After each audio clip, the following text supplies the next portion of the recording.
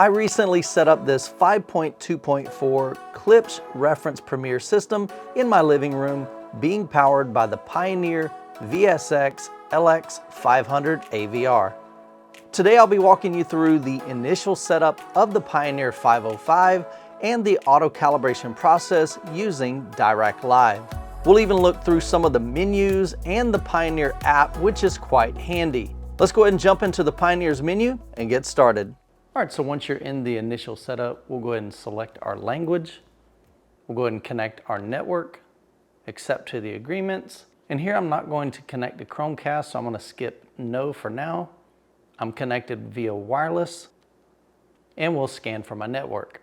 Once it finds my network, we'll scroll down here and connect. Enter my password. Once we enter the password, we'll hit OK, and it will go ahead and connect to your network. Now that we're connected to my network, we'll click Next. We'll click Next again, and Next one more time.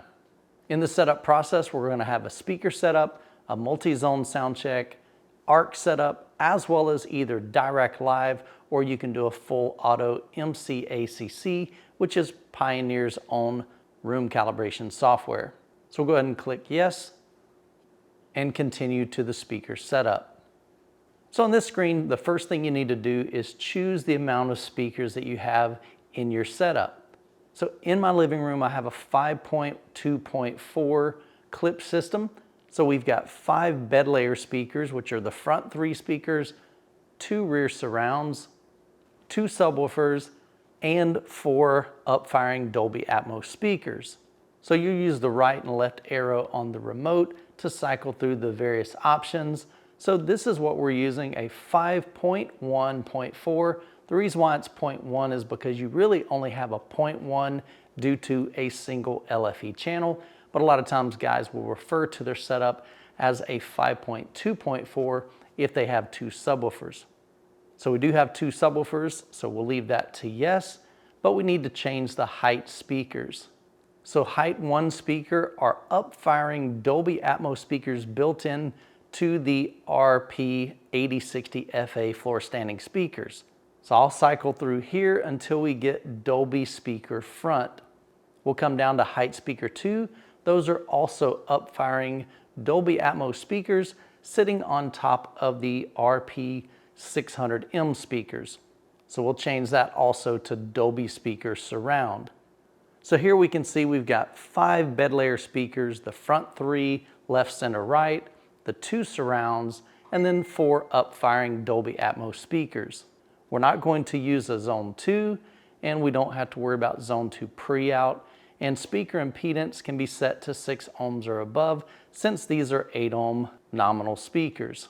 So we'll go ahead and click enter, and this is just a summary of the choices that we've made. Everything looks correct, so we'll hit next. So before we go to the next part, you want to make sure that your calibration microphone is connected to the front of the Pioneer. You simply open up the front panel and connect it right here. I always recommend using a tripod to mount the calibration microphone to, and you want to set that in your primary listening position and put it at ear level. So now that we've got that set up, we'll go ahead and click next.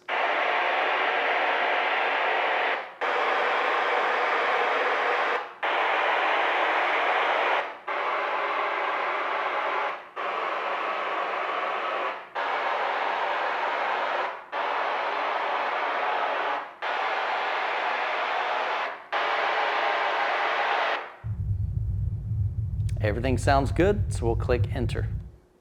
So during that previous section, I was hitting the down arrow on the remote to cycle through each speaker. The test tones did come from the intended speaker, so we're good to go to the next portion, so we'll click next. So in my living room setup, I am utilizing ARC, which is audio return channel. Now basically what this is, it allows you to connect your TV to the ARC input on the Pioneer using an HDMI cable. And by doing so, we now are able to send audio from the TV into the Pioneer and then out of the Pioneer to my speakers. This is how you'll get sound from the TV through apps like Hulu, Disney Plus, Netflix, and so forth. So we'll go ahead and click next. And we're going to change this to yes since we do want to set up ARC. Now, depending on your TV, you may have to go into the TV menu system and make sure that ARC is enabled. So here we have two options for room EQ calibration. We can either use Dirac Live, which is really the preferred method, or if you prefer the Pioneer's own proprietary software, you can choose the full auto MCACC. So in my setup, I'm going to choose to use Dirac Live, so we'll click enter. So for this next part, you're going to need to download the Pioneer remote app to use Dirac Live, and you'll be setting that up using your phone or maybe a tablet. You can use the Google Play Store or Apple Store to download that app. So here we are in the App Store on my phone, so we'll go ahead and download that app. Here you can choose to deny or allow data usage. We want to select allow so it can find our devices on our network. And we're going to click the button at the bottom that says go to device management. So here we can see it found the Pioneer VSX-LX505. We're not going to be using Zone 2 or Zone 3 in my setup, so I'm just going to check the main up at the top and click Done at the bottom. Once we come to the home screen, we'll click on the Dirac logo to begin setup. Here you'll confirm your speaker configurations. We've got 5 bed layer speakers, 2 technically subwoofers, but it's looked at as one channel, and 2 Dolby height up-firing speakers.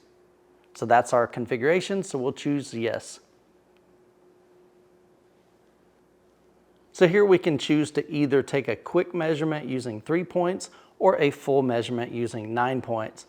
For this illustration, I'll just choose the 3, so we'll click quick at the bottom. So during this next part, we're going to adjust each level to make sure it's in an acceptable area of measurement. So we'll click start.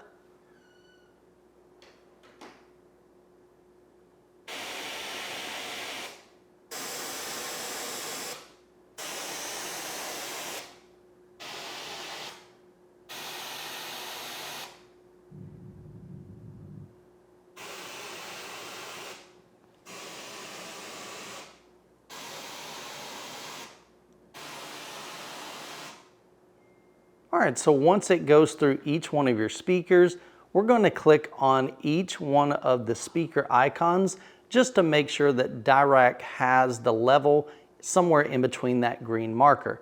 So if I click on the front left icon right here, you can see it's in the green, so we're good there. We'll just go through each one just to make sure. Good there. Good there. Good there.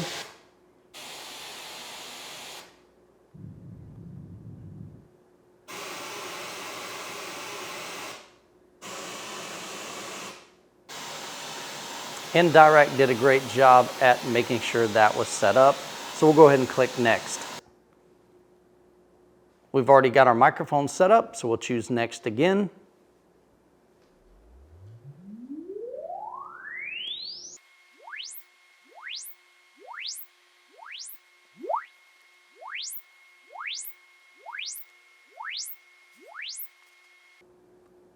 All right, so Dirac Live has taken the first initial measurement. So now what we want to do is move the microphone to the left, and it recommends anywhere between 20 to 40 inches. So I'm going to put it about 20 to 22 inches. That'll basically be in the adjacent seat. All right, so I've moved it over to the next position, and I'm going to choose next.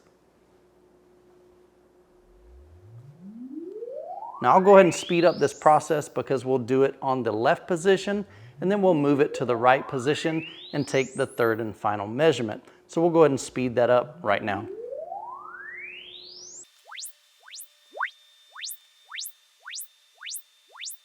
And we'll move it over to the third and final position and choose next.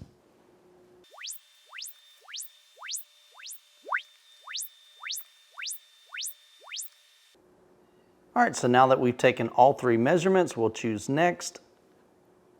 And Dirac's going to calculate that and download it into their software. So here you can see the frequency response of each speaker before the calibration, and I can choose after calibration, and we can see that it's a much smoother frequency response. So down here you can see all of the speakers, and we'll adjust some of these settings later on in the unit. So we'll go ahead and click Next, and it's going to transfer all of this data over to the AVR.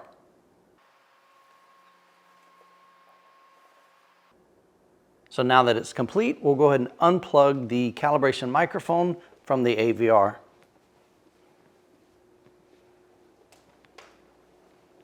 And Dirac Live is now set up and installed inside the unit. So here inside the app, there's several things that we can control. Down here, I can click on volume, and we can click and drag the volume, and we can see that changing on the TV.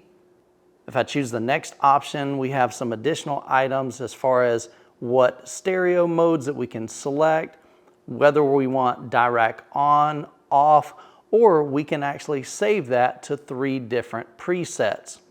If we want to edit the curve, we can click Edit Filter Curves, and that's going to allow us some customization of what Dirac selected. So I'm going to choose slot 1, and here we can see we've got the front. If I click up here at the top, we've got access to each speaker. So one thing I recommend is setting what we call a curtain. So if you click and drag the right, a lot of times I'll select around 500 Hertz. Basically, I'm telling Dirac Live that I do not want it to calibrate above 500 Hertz. Oftentimes in our setup, the most common issues we have are in the lower frequencies. So by not allowing Dirac Live to calibrate or adjust or EQ anything above 500 Hertz, it allows your speaker system to maintain its natural sound and tonal qualities. Now you can Google Schroeder frequency to be able to find out what recommended Hertz you'll need inside your room.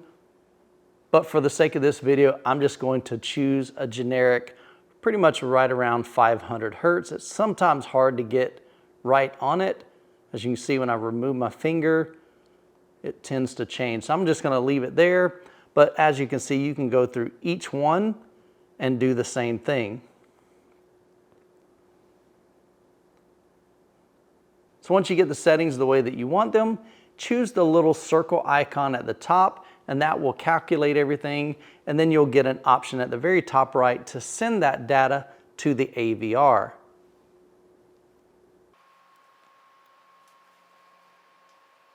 And there we go. So we've applied that to slot 1. Again, you have 3 presets that you can save different settings. You may have one that you want to use for a 2-channel setup, maybe another one for a surround sound setup. So that's a really cool feature. We'll go ahead and click Done. There's some other options in here. You can check those out. The 3 dots at the bottom. We've got sleep timer, remote, some additional information, and to be able to control your TV using CEC or HDMI CEC. So now that we have Dirac Live set up, let's jump into the main menu of the AVR and look at some additional settings. So on the home screen of the setup menu, I can click Enter and go into the system setup. Under the TV out, our HDMI out is going to the main, not the zone 2. You can choose to upscale your video from 1080p to 4K or even 8K if you have a capable display. Down here, you'll choose whether or not you have a 4K or 8K setup. So we'll click Next, and you can see I've got each one of these set to 4K enhanced. I really don't have an 8K TV, so we'll change that one, and then we'll go back to the main menu. We're not using a zone 2. The OSD language is English, and we do want on-screen display. If you want to add a screensaver, here you have a few options here. I've got it set for the default of 3 minutes. We'll back up and go back out. Some other options you'll want to take a look at is under video input. Depending on how you have everything connected, maybe you've got a Blu-ray player or a DVD player and you want to connect it using component video or the old school video one, which is an RCA cable. Depending on how you have that set up, you'll need to select that here. So we'll go ahead and back up. If you're using any kind of digital audio like a Toslink or a coaxial cable for any of your inputs, you'll select those here. We'll back up. Same thing for analog inputs if you've got any of those set up and connected to your AVR. We'll back up. One cool feature is down here under personal preset information. On the remote, we have 3 personal presets that we can select. So this will allow you to set, say, certain volume levels or a listening mode. Maybe you want to select a preset that turns your volume down and change the listening mode, maybe at night when your spouse is asleep. So you can change those settings here. We'll go ahead and back up. All right, so let's head down to speaker. So inside configuration, that's where we were earlier in the setup. So you can change any information. Maybe you add 2 speakers down the road and you want to change this to a 7.1.4. Again, once you do that, you'll make sure that you'll want to rerun your calibration software. We'll back up, come down to crossovers. So here's one area that you'll want to change. So you can see Dirac Live believes that because I have large floor standing speakers, those are capable of handling the lower frequencies. My recommendation is change those to small.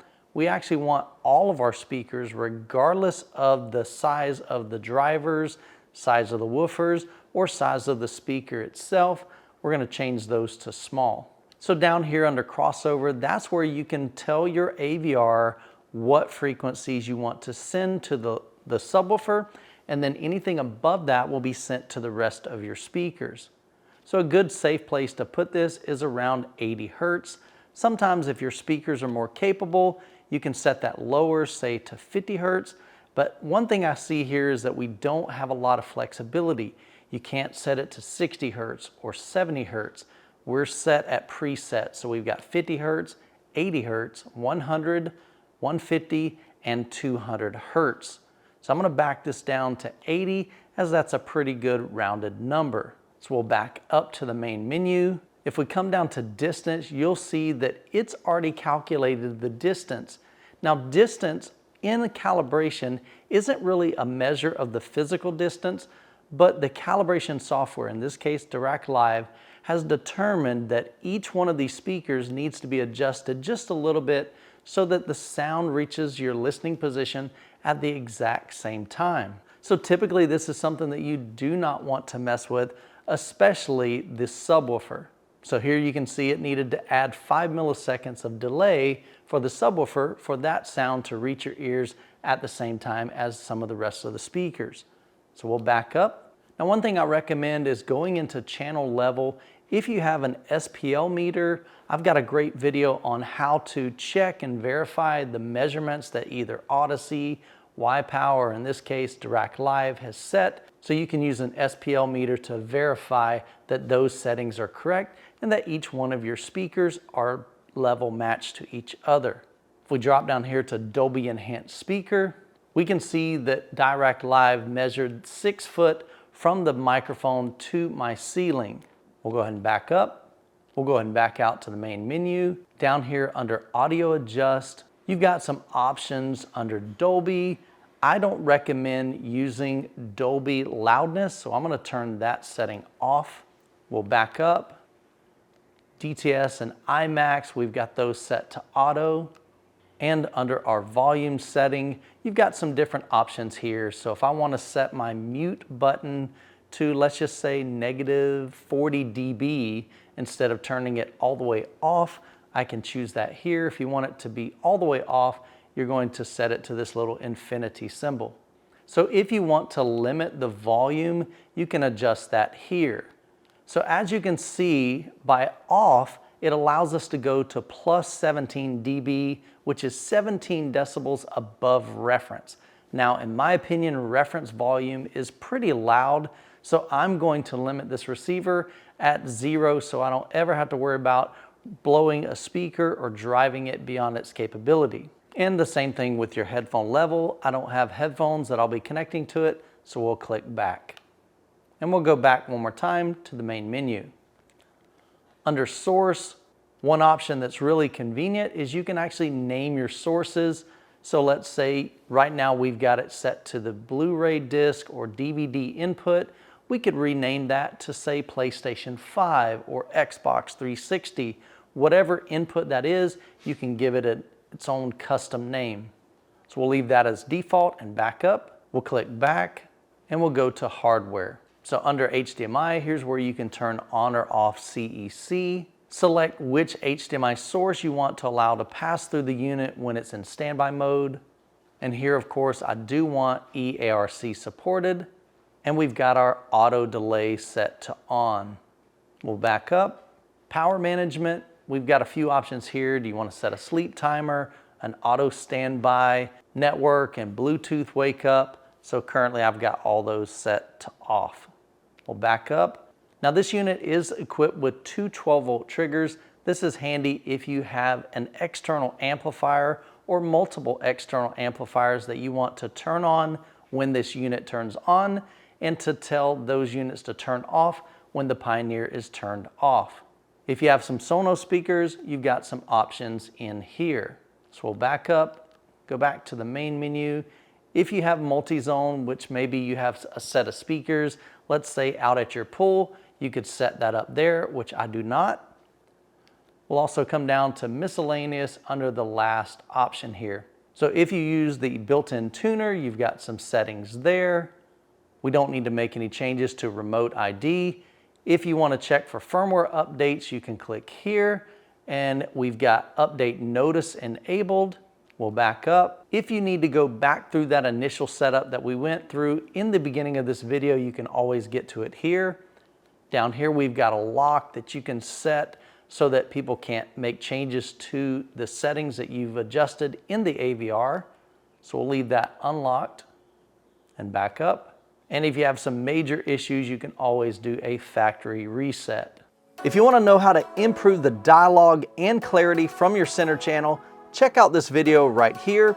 Subscribe for weekly videos on home theater tips, tours, and product reviews. And as always, be blessed, and I'll catch you in the next video.